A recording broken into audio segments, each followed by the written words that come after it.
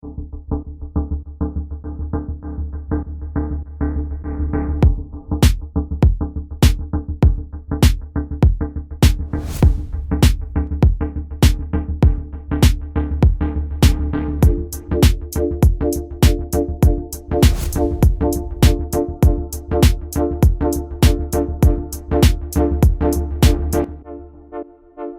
thank you guys for tuning in to another episode of Convos with Diderils. For those of you that don't know me, I'm Adiola. And the topic we're going to be talking about today is identifying opportunities for the youths amidst the challenges that they face daily in Nigeria. And here to talk with me about that is Mr. Henry. I'm not going to call you Big H. I'm going to call you Mr. Henry. Anyone is fine. Anyone is Anyone? fine. Okay, Thank we're you. gonna go back and forth. It's Mr. Henry Oji. I appreciate you being here today. Do you mind introducing yourself for those that might be on here that don't know you? Okay, my name is Henry Weze Ojimadu.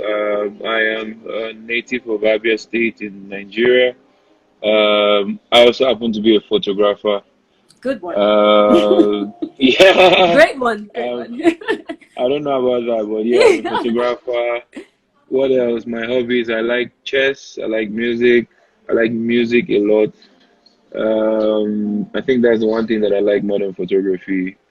I don't know. I'm very bad at introducing myself. So that's the only information that I think I can give now. But if you ask me specific questions, maybe I can help with that. Okay. If you guys have any questions for Mr. Henry, if you want to know more, just type it in the question box. I think you gave a brief short introduction of yourself. I think that was good. So thank you for that. Forgive me. I always struggle with You're that. Sorry. forgiven. The fact that you're here alone, we are forgiven everything. But it's okay. So Thank you. Thank thank you. you. Thank you. Yes. So I spoke to you guys about the topic that we're going to be talking about today, which is identifying opportunities amidst challenges for youths in Nigeria. And I'm just going to give you guys a brief introduction about why I wanted to talk about this, right? So personally, I stay in the United States, where if you work hard and you do the right things, opportunities will more than likely come your way, right? And here, who you know is an asset, but what you know would more than likely get you in the right doors. However, youths in Nigeria, they do not have that same luxury, right? What they know don't really get them in the right doors. It's mainly about who they know, right? People get out of colleges and they're with a graduate degree and they're having to work undervalued jobs, which is pretty saddening. I've heard of chemical engineers getting out of school, coming out and working as a tailor. So like it seems like there really isn't a lot of opportunities for the youths back home. So Mr. Henry, I really appreciate you taking the time out to be here with me today because I know you're a very busy man. So honestly, thank you. So Thank you so much. yes, Thank you. yes. So before we start, there's been a lot going on in Nigeria with SARS, and it's really sad.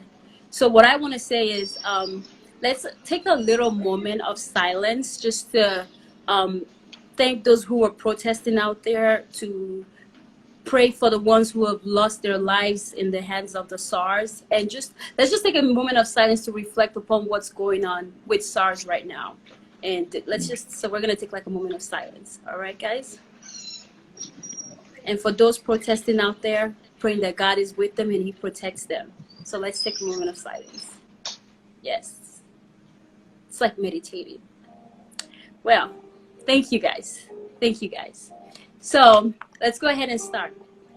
Mr. Henry, we're gonna so something that I've noticed is I was doing my research and I found that over 13 million youths are unemployed, right? And due to lack of opportunities in Nigeria.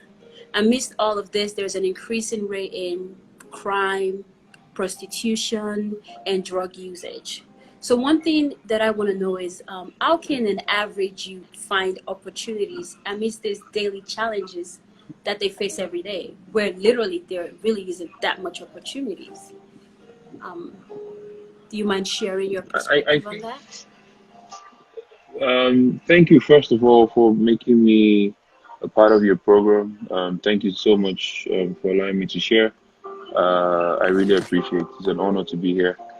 Um, I think the first thing that I wanted to point out is the idea that the certificate that you have is going to be your savior. The degree, going to school for 4 years or 6 years or for however long you're in school, the mentality that we have to depend on a medical degree or a law degree or all of that, I think is gradually shifting and is gradually changing in today's society, and not just in Nigeria.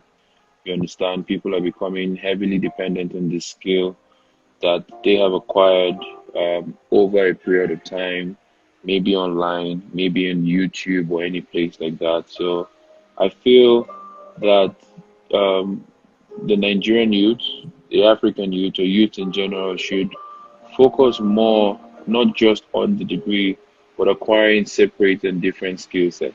You understand? When you get a Mm-hmm. degree, you're going to work for somebody.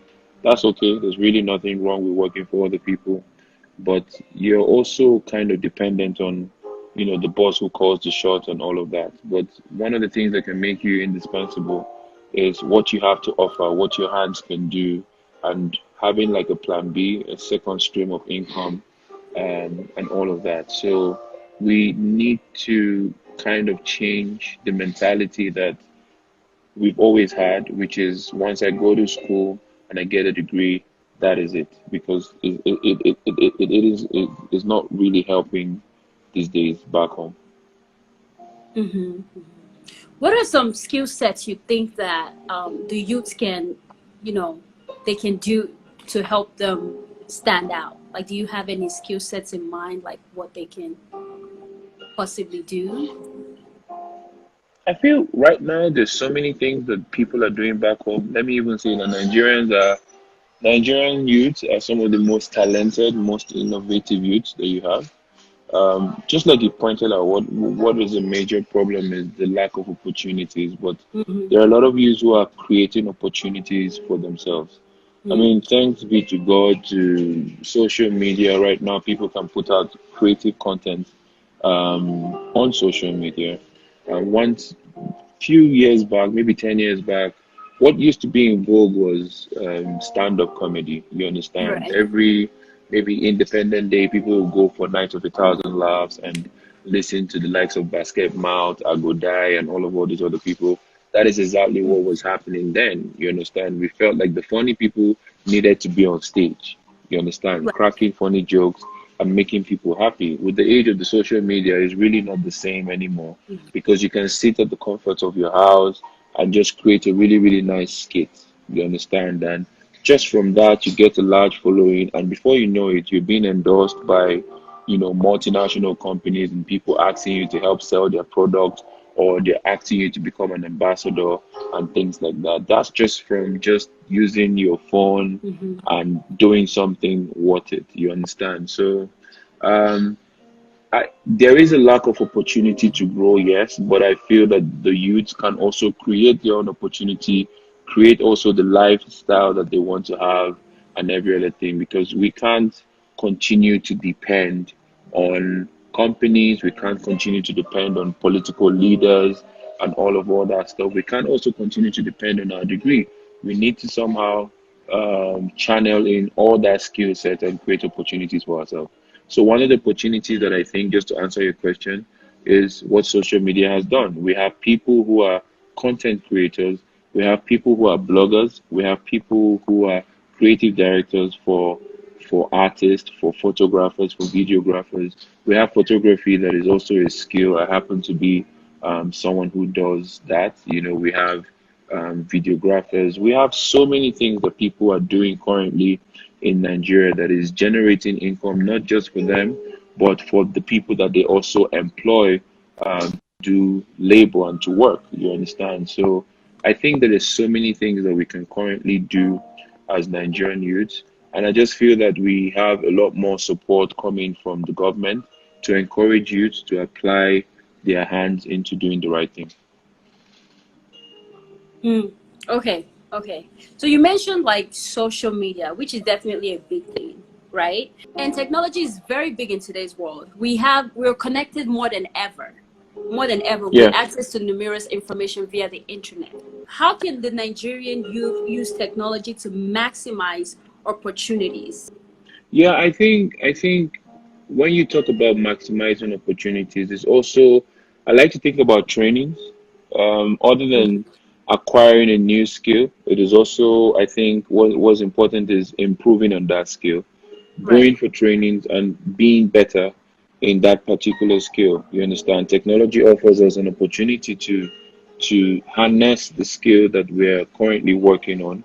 Mm-hmm. I have traveled for trainings just to be better because I didn't study photography in school. It's not something that I learned in my degree or anything like that. So it was really, really important for me to burn all the data and learn from online, go for online classes, and actually just, travel out and see if I can learn something new. The world is constantly evolving, the world is constantly changing. Mm-hmm. There is an over reliance and over dependence on technology and all of that. So I feel that what we can do is to make the best of the opportunity, make the best of the technology, and make sure that we're improving. You understand? Because, like I said earlier, there were the way things were 10 years ago, 20 years ago are obviously changing now.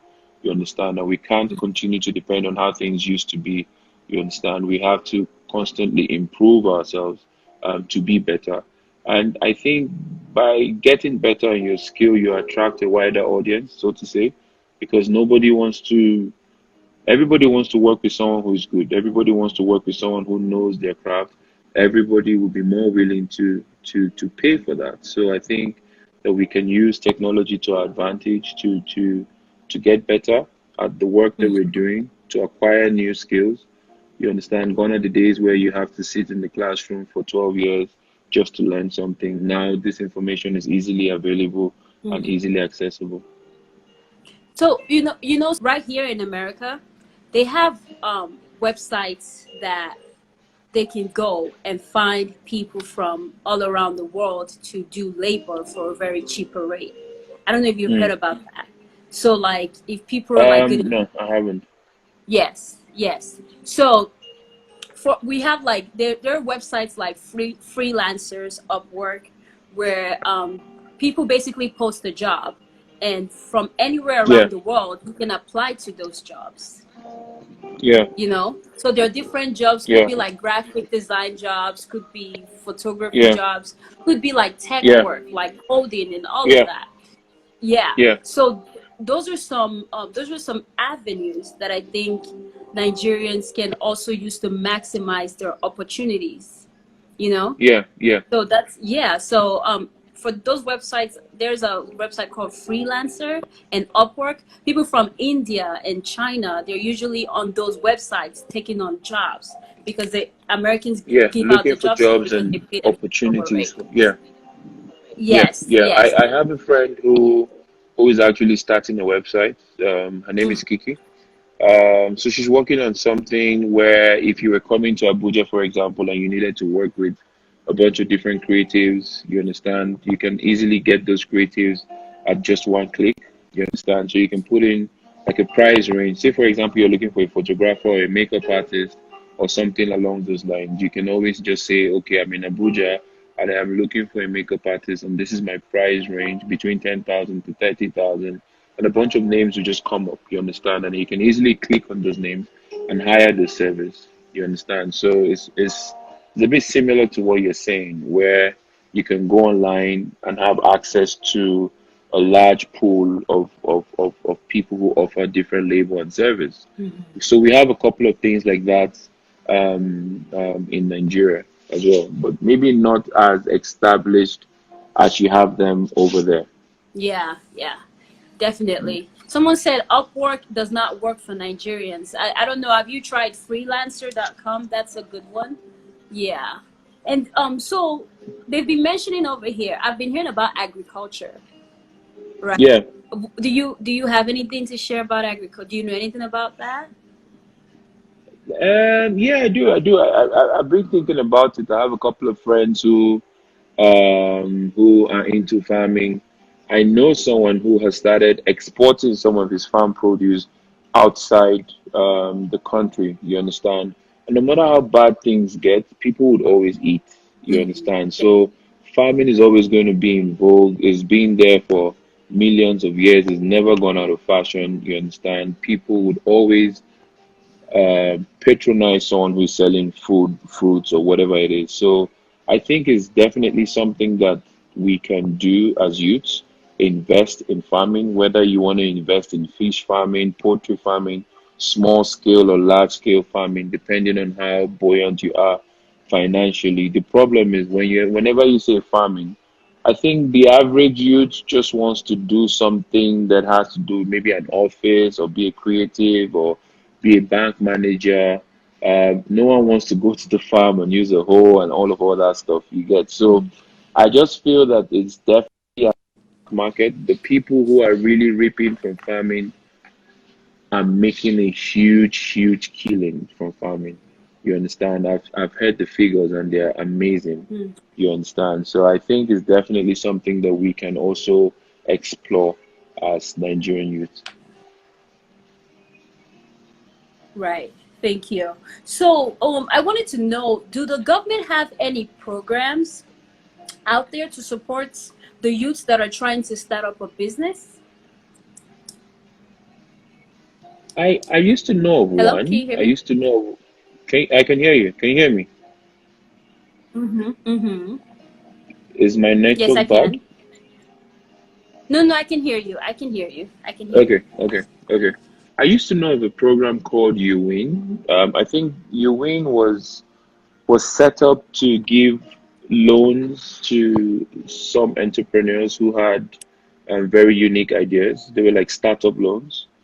Um, but the problem with, just like if you just mentioned, the problem with some of these programs is that they were run by different regimes. Every regime comes in and tries to do something different. You understand? Every regime comes in and tries to implement a different program, and that affects the sustainability of something that maybe was already working. Just so, say for example, if the UWIN program was excellent and it was working, then a new regime comes in and says, okay, we're going to try something different. You understand? I know that now there's a bank called Nisal. Um, they've released I think about 300 billion, which they want to give to entrepreneurs. You understand? They call it the creative loan package. So if you Mm. have an idea or a business that they think is viable, then they can release those funds to you. And even the repayment plan is quite flexible. The interest rates are like single digit rates and all of that. But this is the problem. The problem is that we want a program that is easily accessible to just about every Nigerian, and not just Mm-hmm. because I know somebody in the bank or I am connected to somebody who can give me access to those loans. You understand? So there should be transparency.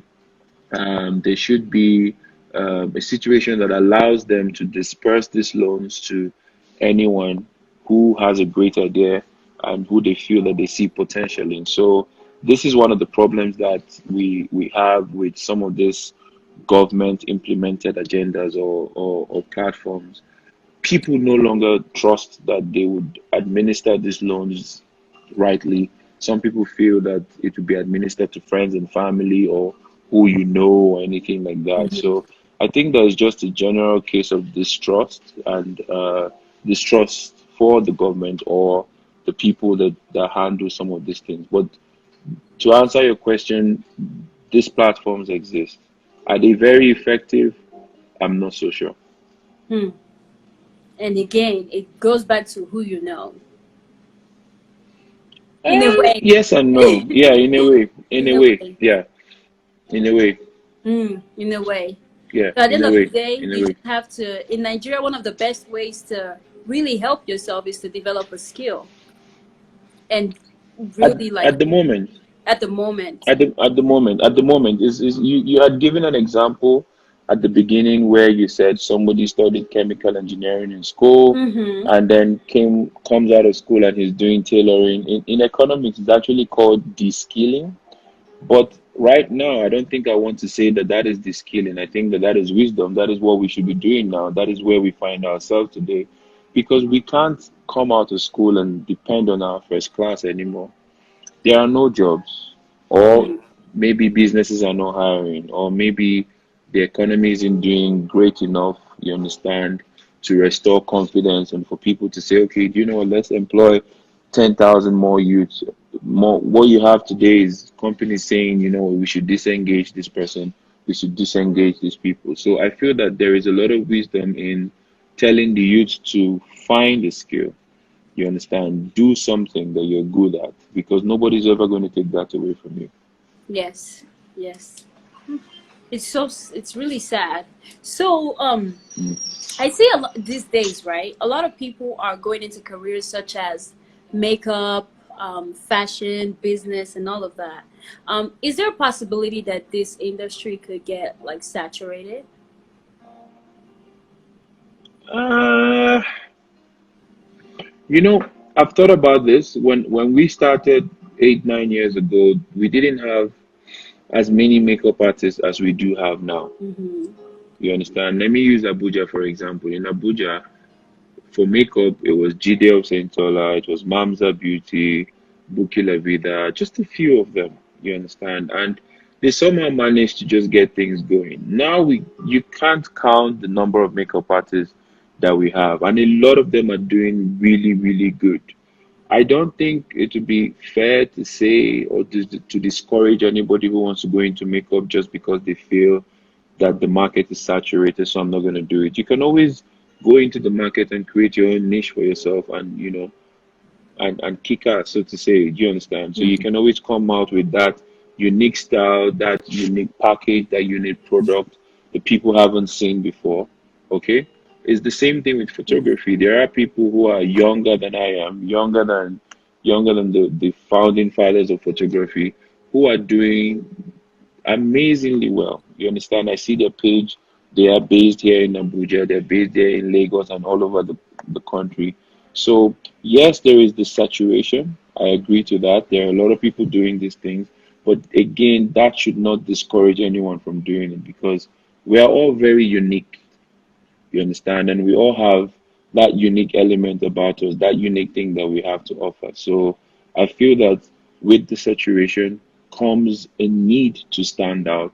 And if you can Mm. stand out in doing that thing that you're doing, then you know you would always carve out your own niche and your own market. Absolutely, absolutely. Guys, if you guys are listening, if you participate during this session, you have the chance to win an item. You have the chance to win something at the end of this session. Okay, and if you have questions, please type it in the question box. That way we can see it once we're done. And Mr. Henry, you mentioned standing out, right? And you are in the creative industry, and you have been able to carve a niche for yourself, like you're pretty well known. How can one find his I don't way know in the about creative that. industry? uh, Like yeah, how can one find his way? Yes, especially when they have like no capital. Is that possible? Like how can they find? So do you mind sharing? Like how did you yeah, do yeah, it? yeah, yes. Like they want to I know don't. about you. I would like to answer the first question, which is how can somebody find their way? Not necessarily how I did it. I'm still doing it, if you get what I mean. I'm still working on it. I'm Yes. still applying myself to it every day. It's a daily struggle. I have to keep improving in what I'm doing. I have to keep learning, and I have to keep seeking better ways to do what I am already doing. So I wouldn't say I have done it. I am still I'm still at it with the help of some of the most amazing young creatives that I've ever worked with, my team. So thanks be to God, I'm still doing it. But I feel that one of the ways that we can find ourselves creatively is is really to be original. I'm always preaching about originality. I'm always I'm beginning to sound like a broken record talking about being original. There are no two people that are made the same. You understand? And that is why the word is called creativity. You can't copy somebody's work and expect to stand out. There is something unique about you. Okay, so in the creative industry, for example, in photography, find your own niche, find your own style. People should be able to look at your work and say, this is a T.Y. Bello portrait, this is a Big H portrait, or this is what Bedge's wedding pictures look like. I mean, talking about Bedge, he has a very unique style. You get, if you go to Lagos, you go anywhere in the world, there is something that makes these people stand out in their work. They are true to their voice, they are true to their style. They are not copying anybody. You understand? People no longer want to associate with people that are copying. I mean, it's fine if that's what floats your boat, but I feel that I can't talk about standing out in this market and not talk about being original. You have to be original. You have to do you. You have to bring you to the table every time. Even when the easier thing to do is to copy, just do you. Just be yourself. Just express yourself because that is what it's about to create. And no one sees life the same way as you see life. So express yourself and do this photography thing or this videography thing from the viewpoint of originality. That is one thing that you must do to stand out in this industry. That is one of the things that you must do because everybody is always going for something different. Nobody wants to go to a wedding and be wearing the same outfit as the next person right next to them. Everybody wants to stand out. Everybody wants to slay. Everybody wants to use a different makeup or carry a different bag or something. Everybody is just always yearning to be different. You understand? Mm-hmm. So, I mean, I don't know I don't know how you would have felt if you opened the live and you saw that I was wearing the same shirt and carrying the same hair, Same you here know, too. and exactly. Because I I'll mean, be I like, don't have what? hair, but I mean, I would have loved to wear. Do you get what I mean? So just, I don't know. Yeah. I'm saying this because someone is probably listening to me, and I think it's a big deal. Just be different, Mm-hmm. and you don't have to Mm. do too much to be different. You just have to express yourself, and in expressing yourself you must first find yourself and just bless the world with who you are, and that is really what originality is about. So the one way to stand out in the creative industry is to be original, is to do you. Mm. Someone wanted to ask you, they said, how did you start? How did I start? Mm-hmm. I've answered this question like a million times. uh, I traveled for my honeymoon, and on my way back I bought a camera. That is the shortest answer. That is how I started. I bought a camera and I wanted to start taking pictures. I didn't buy the camera because I wanted to start a career in photography. I already had a day job. My day job was paying well. I didn't know what the future was going to be like. So I just got a camera. It wasn't because I felt like I wanted to acquire a different skill. I really just got a camera because I didn't want to be that guy at your wedding who was holding like a big iPad, moving up and down and taking pictures and blocking people's views. I just wanted to have something very portable, you understand? And it was for me a toy that I bought, a toy that took over me completely, and it Mm. became more than just a toy, more than just an interest, into a strong interest, and from a strong interest, it became an irresistible, strong passion that consumes me every day of my life. You understand? And I think that these are some of the things that continue to drive me every day just to remain and to do what I'm doing. Mm. Absolutely. And is it easy for people with no capital to start in this industry? Like if they don't have resources, no money and all of that, how can is it easy? If I said it wasn't easy, I probably would be killing a dream and making somebody who is listening to give an excuse and say that they are not where they are because they don't have capital. So I'm not going to say that it's not easy. I'm just going to answer it this way. I know a photographer who is a top photographer today, but at the time he started, he was borrowing cameras to create content. Mm-hmm. He would borrow camera from friends and borrow lenses from friends and put out content on social media, and nobody knew that he didn't have his own camera. And based on that, he was getting jobs, and he did this for a very long time until he had enough jobs that paid him enough money for him to get his own camera. And now this guy is traveling around Africa teaching people photography. Mm. But when he started, he would not tell you that, oh, I had this big box to start, or somebody gave me this loan or anything. I'm very careful with answering this question because I also don't want people to feel that they need big box to start. There is somebody else who creates images from his phones, and everybody thinks he's using his camera, but he's just using a very good phone, taking pictures, documenting everyday life in Nigeria. And as I'm speaking to you, he's one of the photographers assigned to be doing work for National Geographic, you understand, United Nations, and all Wow. of that. So you need capital. Let me just say that, but don't use that as an excuse to not fulfill your dreams. There's so many other ways to go about it.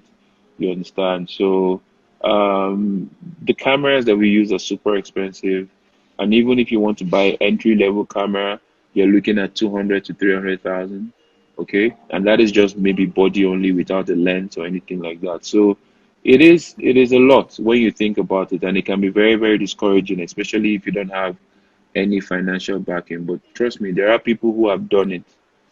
And if people have done it, then you too can do it. And I'm not trying to sound like a motivational speaker or anything like that, but I just know that I can't give any excuse. I don't want anybody to give any excuse. It is possible. Most of the people who have worked with me, as at the time when they started working with me, didn't have cameras. Today, they can buy any camera that they want to buy in this world. And I'm not even joking with you. Hmm. Okay, so it is very possible. It is possible. Thank you. And then, if you don't mind me asking, how long have you been doing photography for now? I think it's 8 years. 8 years. I started photography April 20th, 2012. So yeah, this makes it eight years. Hmm. So, what are major challenges or roadblocks you faced during your career as a self-employed Nigerian? Like, what are some things that you've encountered that has really like challenged Paying my taxes. you? I was gonna say something, but then I might sound a certain way. I'm like, they pay taxes in Nigeria. Yeah, of course we pay taxes in Nigeria, You and we're do? very tax compliant. But I mean that's the hardest part for me. Every year having to pay taxes, man, and then Oh wow. you start to feel like every time my team members they know once I pay tax, I just go into compulsory sleep or sadness and start to carry a face because it's a lot of money that you have to remit to the government, and then you start to ask questions. What is the government really doing for me, and all of that? It's just one of those phases that all entrepreneurs go through. I wouldn't say it's a major challenge because you have to give to Caesar what is Caesar, you know. But I think growing up as a creative, um, not having enough access to the information that we have now was a big challenge for me. I needed to depend on people who had gone before me, people who already knew more than what did know. I depended on asking questions a lot to a lot of people who I consider to be mentors or industry leaders and all of that. Now you can ask Google or you can go on YouTube and just with the click of your finger, you can find the answers to these questions. But then, 8, 9 years ago, I needed to ask people questions. And sometimes, people were not very forthcoming with responses. Hmm. People were hiding knowledge and hiding information. Nobody wanted to share. Only a few people were open and they were not necessarily territorial. You understand? So I needed to ask these questions because, like I said, I didn't go to school. I started photography afresh, so I needed to learn every single thing. It's just like medicine. You can't say you want to go and perform surgery without prior knowledge. So not having the access that we do have now was a major challenge for me. The second challenge was, like I said earlier, photography is very, very expensive. You understand? So to the degree that you want to or how much you want to do, you're going to spend a lot of money. I'm not trying to discourage anyone here, but it is a lot. You understand? So that was also a challenge when it was a challenge, but we thank God we're where we are today. Yes, we thank God too. Yeah, overcoming those challenges make you stronger, right? I bet. Yes, Yes. Um, yes. yes, thank you. They're asking if they can do internship with you. That What do you have to don't say about don't that? let's not comment on that. Let's not. Let's not. Okay, we're gonna I scratch that, I get asked guys. every time about I get asked every time about internship, and I see myself saying the same thing over and over again. And the truth of the matter is that we have a very strict policy when it comes to hiring interns, and it's not because we want to be strict. It's just because you can't attend to every single person who sends you an email about internship. You can't Hmm. please everybody. So we have classes that we run every year. We haven't had classes this year because of COVID. But one of the first prerequisites for internship is that we can't work with anybody who hasn't already attended the biggest photography class, because that is like a cutting call. That is where we see you for who you are. You understand, and that is where we try to get your vibe and what your values are and all that stuff. I don't even choose the interns. My team decides who they want to work with. You understand? And it's not necessarily about what are you bringing to the table or are you a skilled photographer. It has nothing to do with that. A lot of the times we would rather work with somebody who doesn't even know anything about photography. You understand? So it's not a long process, but it's a rule that I'm not willing to break. So if somebody wants to learn, they should attend the class. And if you happen to be the intern, fine. We pick one intern every 3 years. Absolutely. Every 3 years. Mm. Yeah, Wow, that's hard. every 3 years. We need you to start taking more interns. I'm just kidding. I'm just kidding. Don't let me get in No, trouble. I tell you the truth. We have 10 people in the team, and all of them have alumni of the class. We always have to wait for other people to finish their internship and then start off their own photography career before we decide on whether we want to take new ones or not. You understand? So we're not just refusing to take interns. We also have to see that we're meeting a particular need and filling up a space. Awesome, awesome. Thank you. So, Mr. Henry, I wanted to. This is one of the last things that I want to talk to you about, and that would be, what advice do you have for the Nigerian youths that are currently Mm. watching this session in regards to opportunities? Like, what advice do you have to say to them? Hmm. This one is hard, though. The reason why I said it's hard is because, I mean, if anybody has any advice for me, I'm open to taking it because I'm a youth. Do you understand? So no, I'm open to taking any advice. I don't know if I'm in a position to start advising youths, but I think the funny thing is there are a lot of young people who came into the studio today. They're doing like a video shoot downstairs, and I see, like, I mean, the average age of the people who came in today, like 18, 19, 20, 21, and um, I don't know. I think the biggest thing you can do for yourself is to find yourself, and I think every other thing will fall in place. You understand? Find yourself, know what it is that you are meant to be doing in this world, because everybody has been created with a purpose. So if you're able to find your purpose and live in your purpose, then everything will fall into place. If I'm to bring it back home with the situation in Nigeria and the supposedly lack of opportunities and all of that, it's hard. It's really hard. Again, you don't want to sound like a motivational speaker, because, to be honest, I can't tell you that I know how hard it is to be a Nigerian youth in Nigeria. There are people who have it worse than I do. Do you understand? So I can't possibly advise. But I would say that whatever it is that you set your heart to do, you can do it. And I feel that those that have gone before us didn't have this type of opportunities and this type of access that we have to technology, to information, and all that stuff. You understand? And they are still doing what they are doing. So I feel that I think we have a better platform to do better than those that have gone ahead of us. You understand? So we shouldn't give excuses. We should try, we should put in our best, even though it seems as if things are going and working against us. We should just continue to do good work, and eventually everything will work out. I pray and I hope that, Nigeria will be better for all of us. I pray that Nigeria will be better for all the youth, because I feel that Nigerian youth, I don't know anywhere where you have more talented, naturally gifted youth as you have in Nigeria. And I feel that with the right support, with the right engine, with the right motivation, we will be able to harness the best of the Nigerian youth.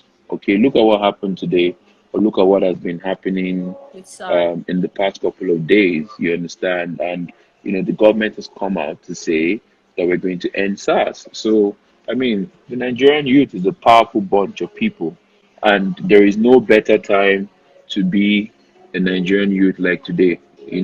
When everything seems very down and out, this is the best time to shine your light. This is the best time to do that thing, and this is the best time to create a better future for those that would come after us. You understand? I don't know if anything I said is much of an advice. Like I said, I need the advice myself, and I don't want to sound like I'm trying to motivate you without substance or anything like that. It is hard, but it is doable and it's possible. Anytime, every time, it's possible. Hmm. It's hard, but it's doable and it's possible. And you mentioned that Nigerian youths have a lot of talent. I agree. They're so talented. Sometimes I go on Instagram and I'm looking for stuff, and I'll be like, wow, this is in Nigeria. Wow, this is nice, Mm-hmm. especially in the creative Mm-hmm. industry, Yeah, photography, yeah. videography, all of that. It's really amazing. And then even when Nigerians come here abroad, you see them, they're thriving. They're thriving extremely. They're doing good. So I like, think just to mhm. sorry to cut you short. No, go ahead. Couple of years ago, people used to bring in photographers from the UK, from America, if they were doing like a very big wedding. You Mm-hmm. understand? Mm-hmm. Some of these clients didn't believe that we had enough talent in the creative industry to hire people here. Right. Now, what you have is that you have Nigerian photographers and Nigerian makeup artists Mm. that are being flown outside the country Wow. to do work, Mm. whether photography, videography, or makeup.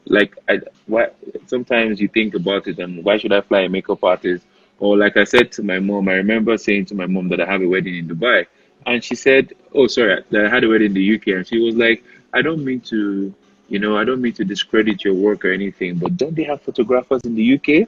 You know, but the truth of the matter is that it wasn't always like this. 10 years ago, it wasn't like this. People are beginning to see the light. People are beginning to see that Nigerian youth are some of the most talented and creative set of people. And I feel that I say this with a lot of optimism, you understand, which is if this number of progress or if this amount of progress has happened in the span of 10 years, then I can't begin to imagine what will happen in the next 10 years. You understand? Now we have in Nigeria people who are becoming ambassadors, creatives who are becoming ambassadors of multinational companies. I mean, Emmanuel Yeleke, for example, with Canon, T.Y. Bello with Canon, and you see a lot of all these other people. I can't mention every other person's names, and it wasn't like this 10 years ago. So let's share something encouraging. I know that it is very easy to say the whole gloom and doom and all of that, but there are encouraging signs. I think that people are beginning to take the bull by the horn and do things for themselves. And eventually, the people who we want to notice us will notice us, whether it is the government who would give us funds or whatever it is to support our dreams, or whether it is the client, whatever it is. I think that eventually the creative industry, or the Nigerian youth will be noticed eventually. Mm, mm. I agree. The creative industry is doing really good. Creative industry, Extremely well. yeah. And I guess music will also fall under that. Yes, Photography, yes, yeah, um, yeah, videography, all of that. So, yeah, yeah. like you said, as if we keep improving on our skill, we can't. Where we'll be in 10 years will be amazing. Someone said people do feel everything has to do with money. How do you change such people's mentality? One difficult question. uh, I think we need a lot more success stories that are not money dependent. Mm, Um, we need a lot more people coming out who didn't necessarily require a godfather or whatever package. I think people need to see that there are people who have done and made it without necessarily having access to a lot of money. yes. Those people exist. Those people exist. Those people are amongst us. We just People just need to hear their stories. People need to associate with them. I think in changing people's mentality, we need to stop looking at success as something that is being defined by money. You understand, and look at other things that are associated with success, impact, influence, and being able to just inspire people to do what is right. So I think if we're able to have a change in the narrative, then most likely we would have people's mentality changed. Hmm. Thank you. Thank you. I agree. I agree. Let me see. There's another one. Abuja is a different city to many. Abuja is a different city to many cities I have been to. As a new videographer in the wedding industry, I guess they're meaning to ask, what advice will Mr. Big H give to make you thrive? I think coming into Abuja, even with Lagos, and you want to thrive in the wedding industry, you need to understand that the wedding industry is large and is very dependent on you having a good relationship with so many other vendors. You understand? There are people who trust that the planner would be able to recommend a very good videographer for their wedding, for example.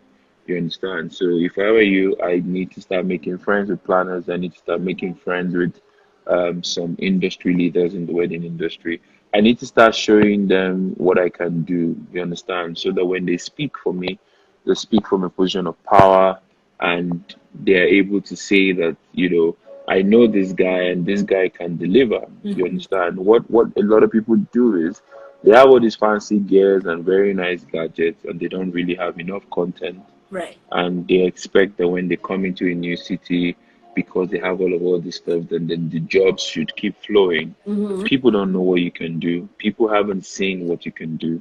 So even if you're sitting on top of $1 million, nobody cares. Nobody knows that. So it is important that you network with the right people, and it is important that you try to win their heart by showing them the good work that you can do. Sometimes you would most likely, not even sometimes, you would most likely have to do a lot of free jobs, you understand, just to be able to put your content out there, just to be able to introduce yourself into the new market. But I'll give you one final advice.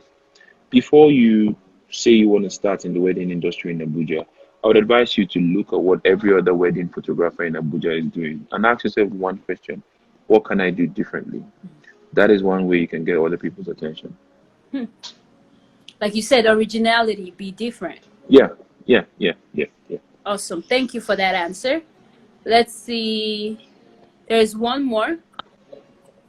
Okay. Big H, do you learn editing apart from photography or do you have editors?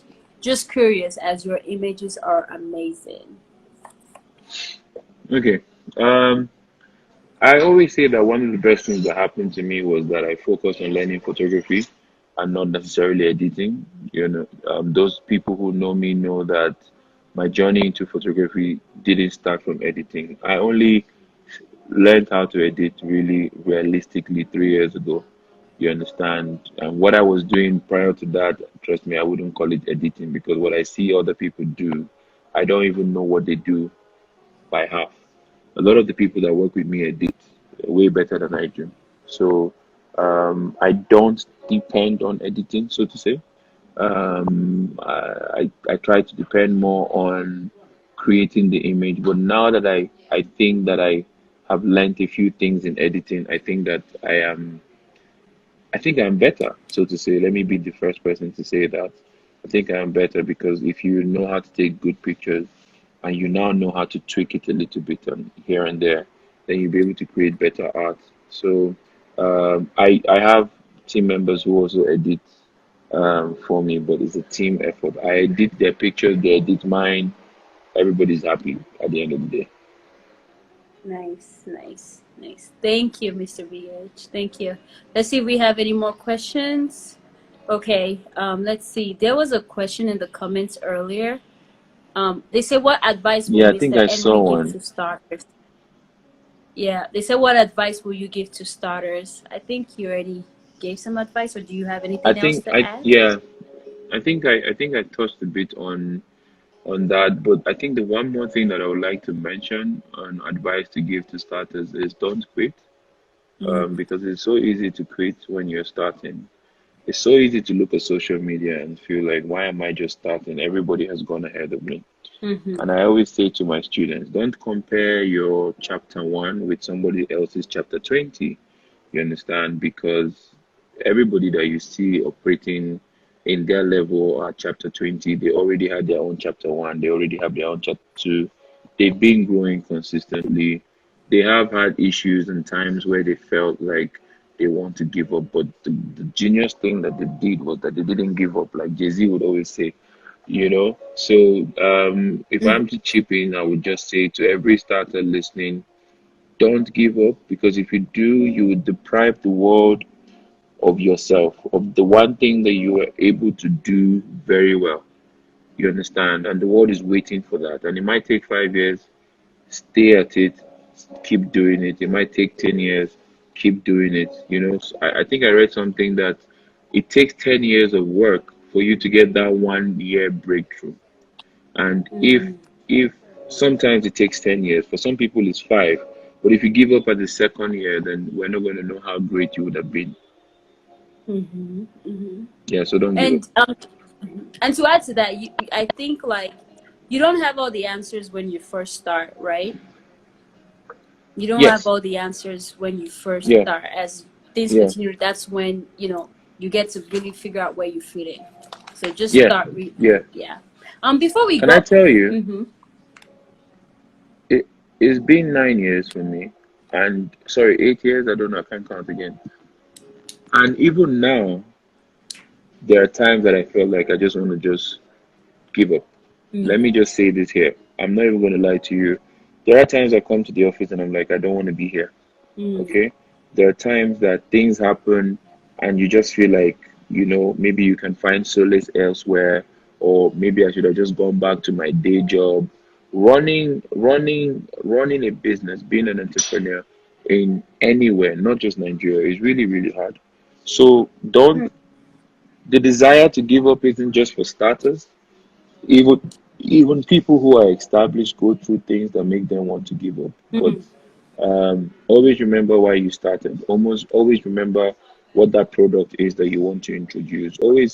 Always be optimistic and see yourself 10 years from now, 20 years from now, and how many people you would have been able to bless with your craft and all of that. So um, is don't give up. Oh, People shouldn't give up, and I think that's important. Because even me, I yeah. just started this, and sometimes I'm like, uh but I but I'm like, you just started. But I mean, I know it's something that I believe that if I continue to improve my skill upon, I can be extremely good at it. So I just have to Mhm. keep Mhm. trying, Mhm.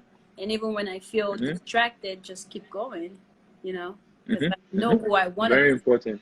Yeah, yeah, I know who I want to be. Very important. Um, Very important. yes. I like that. I know who I want to be. I like that. Yeah, yeah.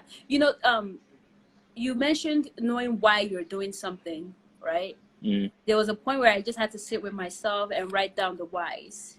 And when I wrote down the whys, I found myself being able to communicate better. When people ask me, what are mm, you doing? whenever I feel distracted, I think back to my why. Why do I want to do this? So Mm, whenever we do something, it's very important that I think we start with the why we're doing something. That way, when things mm, aren't working out, we can always go back to the why, and we just can keep mm, going. You know. mm. So for me, that's been something that's helped me, and I can't wait to see where this journey will lead me. You know. Mm. Thank you so much, guys, for Yeah, tuning in. Thank you, Big H, thank for you. sharing your knowledge with us. I really appreciate having you here. Thank you very much for And having me. I appreciate it. Thank you. yeah, oh, no problem, no problem. And we'll see you all on the next episode of Convos with Diddy Reels. Have a nice day, guys. Thank you. Bye. Thank you very much. God bless you. Cheers. Thank you.